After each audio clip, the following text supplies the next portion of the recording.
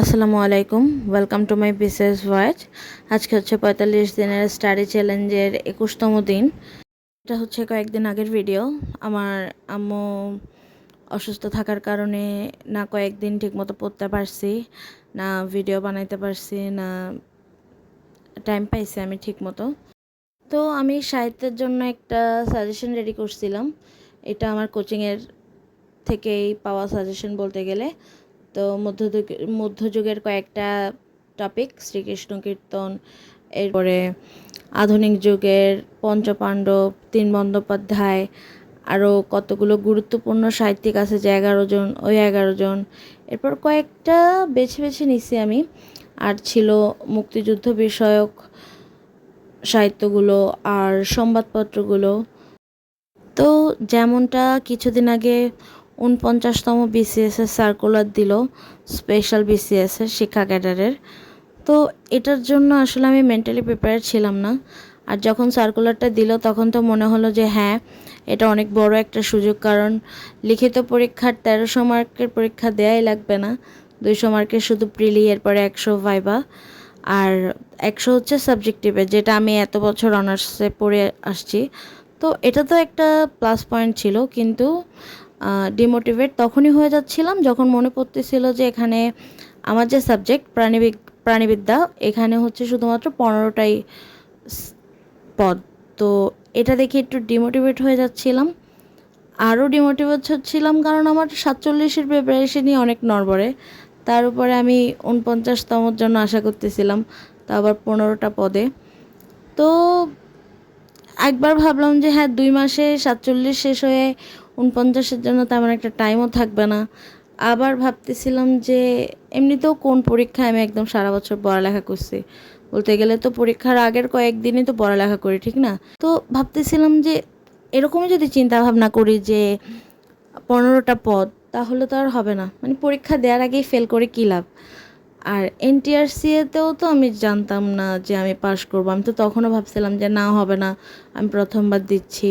তো যেহেতু হয়ে গেছে, তো এটা ট্রাই করা যাক। এতদিন আমি আমার কোচিংয়ের আশায় ছিলাম যে ওনারা কোনো সাবজেক্টিভ ভিত্তিক আলাদা ক্লাস বা কোর্স বের করে কি না, কিন্তু আজকে জানতে পারলাম যে না, ওনারা সাবজেক্টিভের কোনো ক্লাস বের করবে না, আর কি পিটওয়েতে। তো আমি চাচ্ছিলাম যে কোথাও ভর্তি হই, তাহলে আমার কি আসবে, কি পড়তে হবে, কি বাদ দিতে হবে, এগুলো নিয়ে আমার কনসেপ্টটা ক্লিয়ার থাকতো। কারণ 49-এর সাবজেক্টিভের প্রিপারেশন সম্পর্কে আমার ওরকম ধারণা নেই। তো যেহেতু পিটুয়েতে কোর্স খুলতেছে না, আমি অন্যান্য অনেক খোঁজ নিয়ে দেখছি, কিন্তু সাবজেক্টিভের ক্লাস কেউই দিচ্ছে না। আর একটা কোচিং আছে, অনলাইন কোচিং, কিন্তু এনটিআরসি এর জন্য ওখানে আমি কথা বলে এত একটা সুবিধা পাইনি। দেখা যাচ্ছিল ওনারা যেগুলো অ্যাডভার্টাইজ ভিডিও আছে ওগুলোতে অনেক ভালো করে কন্টেন্ট বানায়, কিন্তু ক্লাসগুলো ওরকম আহামরি না। তো এর জন্য আমার একটা প্ল্যান বের করতে হবে। এক হচ্ছে আমি 47 আর 49 দুটোটাকে কম্বাইন করে কিভাবে প্রিপারেশন নিব, আর একটা হচ্ছে সাবজেক্টিভ যে 100 মার্ক, ওইটার প্রিপারেশন কীরকম হবে।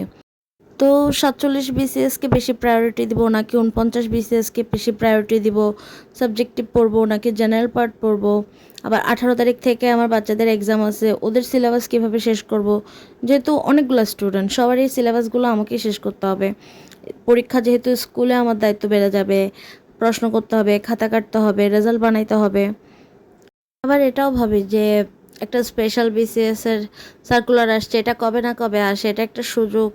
আর ভালো করে যদি এখন না পড়ি, কত বছর আমি বিসিএসের প্রিপারেশন নেব, কত বছর পর্যন্ত পড়ালেখা করব। তো যারা আমার ভিডিও দেখতেছেন এই মুহূর্তে, যদি কেউ এমন থাকে যে 47-এরও প্রিপারেশন নিচ্ছে প্লাস 49-এরও প্রিপারেশন একসাথে নিচ্ছে, তো কোন প্রক্রিয়া নিচ্ছে, কি কি পদ্ধতি অবলম্বন করতেছে। আরেকটা হচ্ছে যে কেউ কি প্রাণীবিদ্যার কেউ কি আছে যে সাবজেক্টিভের প্রিপারেশন নিচ্ছে, তাহলে তার আইডিয়াও আমার সাথে শেয়ার করতে পারে।